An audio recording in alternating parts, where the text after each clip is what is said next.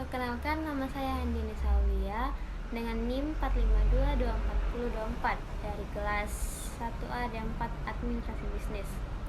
Baik, di sini saya akan menjelaskan tentang penawaran.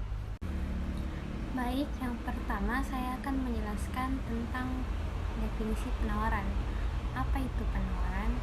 Penawaran adalah tawaran untuk menetapkan label harga oleh individu atau bisnis untuk suatu produk atau layanan permintaan agar sesuatu dilakukan.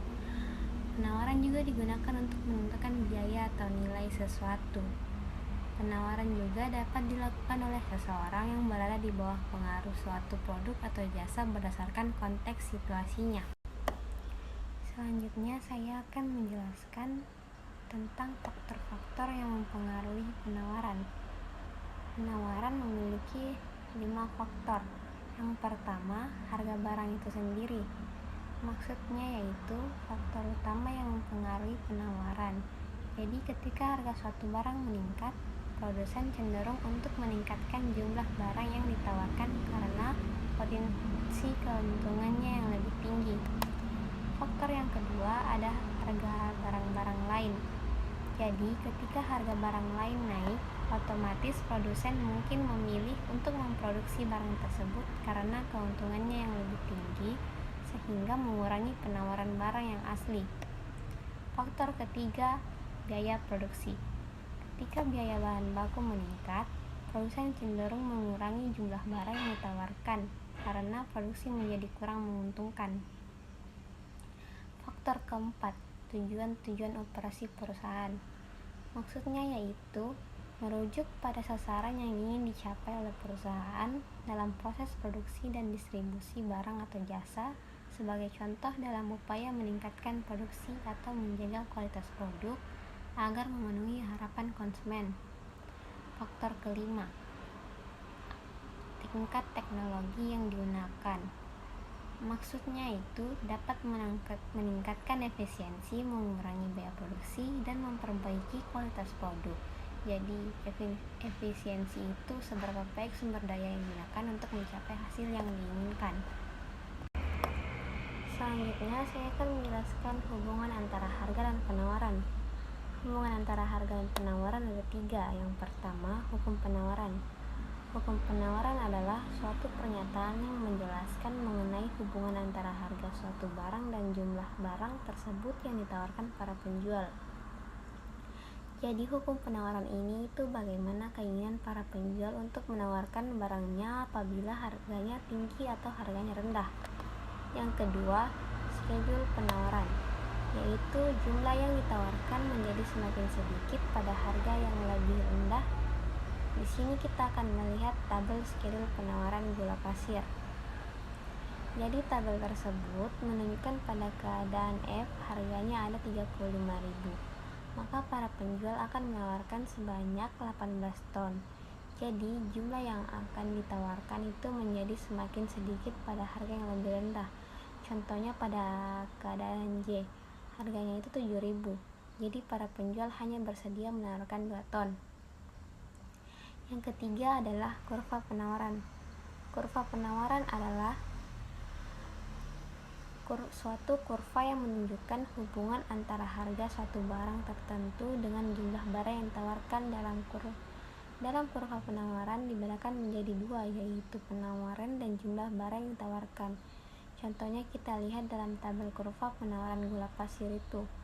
Pada harga 21 jumlah barang yang ditawarkan adalah 12 ton. Informasi ini menunjukkan jumlah barang yang ditawarkan pada harga 21 menjadi penawaran digambarkan oleh kurva ini. Kurva penawaran bentuknya itu menarik dari kiri bawah ke kanan atas. Mengapa bentuk kurva penawaran itu dari kiri bawah ke kanan atas? Karena makin tinggi harga makin banyak jumlah yang ditawarkan. Penjelasan selanjutnya yaitu pengaruh faktor bukan harga terhadap penawaran. Pengaruh faktor bukan harga terhadap penawaran ada 4. Yang pertama, harga barang lain. Jadi, harga barang-barang ada yang dapat saling melengkapi atau mengganti sama lain dalam memenuhi kebutuhan masyarakat. Barang-barang seperti itu dapat menimbulkan pengaruh yang penting terhadap penawaran suatu barang. Contohnya, kenaikan biaya produksi di luar negeri, maka kosmetik yang diimpor bertambah mahal harganya. Sejumlah konsumen kosmetik impor akan beralih membeli kosmetik buatan dalam negeri. Kenaikan permintaan ini akan memberi dorongan kepada produsen dalam negeri untuk menaikkan produksi dan penawaran kosmetik. Yang kedua, biaya produksi. Jadi, produksi merupakan pengeluaran yang sangat penting dalam proses produksi. Bagi perusahaan, kenaikan harga faktor produksi dapat mengurangi keuntungan mereka. Jika tingkat keuntungan sesuatu usaha tidak menarik lagi, maka akan pindah ke usaha lain sehingga ini dapat mengurangi penawaran produk dalam suatu kegiatan ekonomi. Yang ketiga, ada tujuan perusahaan. Jadi setiap perusahaan tidak menggunakan kapasitas memproduksinya secara maksimal, tetapi menggunakannya pada tingkat kapasitas yang memaksimumkan keuntungannya. Perusahaan juga mempunyai tujuan lain, misalnya lebih mementingkan kepuasan konsumen di samping mencari keuntungan. Ada juga perusahaan yang lebih menekankan mencapai produksi yang maksimal daripada keuntungan maksimal, yaitu perusahaan pemerintah. Jadi setiap perusahaan itu memiliki tujuan yang berbeda-beda dan juga menimbulkan efek yang berbeda pula pada penentuan tingkat produksinya. Yang keempat, ada kemajuan teknologi. Jadi kemajuan teknologi itu memegang peranan yang sangat penting dalam memengaruhi jumlah barang yang ditawarkan, karena kemajuan teknologi menimbulkan beberapa efek, yaitu produksi dapat ditambah dengan lebih cepat dan biaya produksi semakin murah, dengan demikian menjadi bertambah tinggi. Selanjutnya yaitu fungsi penawaran. Fungsi penawaran adalah suatu fungsi yang menunjukkan hubungan antara harga dengan jumlah barang atau jasa yang ditawarkan oleh produsen.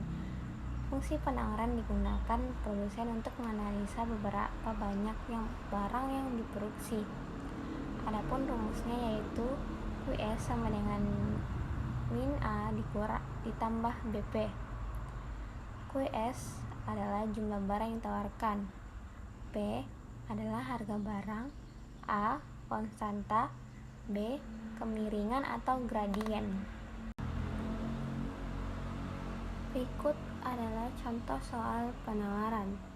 Dalam suatu pasar diketahui fungsi penawarannya QS sama dengan min 15.000 dikurang 0,5 P. Berapakah jumlah penawaran ketika harga P 30.000? Jawabannya, diketahui QS sama dengan min 15.000 dikurang 0,725 P. P sama dengan 30. Yang ditanyakan adalah QS-nya.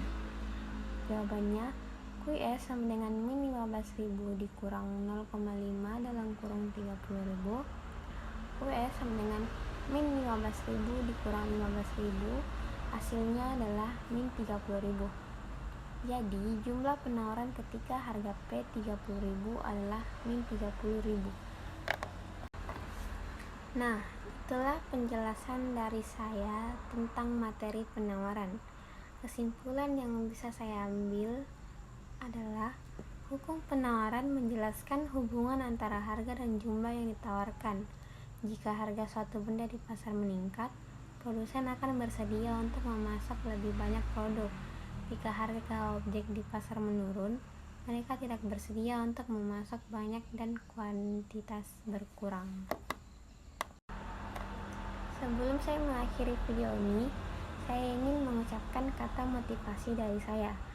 Setiap penawaran adalah kesempatan untuk membuka pintu baru. Jangan takut ditolak, karena setiap penolakan membawa kita lebih dekat pada penerimaan yang tepat. Beranikan diri untuk menawarkan, karena tidak ada yang tahu betapa berharganya sesuatu sampai kita berani mengajukannya. Sekian dari saya. Assalamualaikum warahmatullahi wabarakatuh.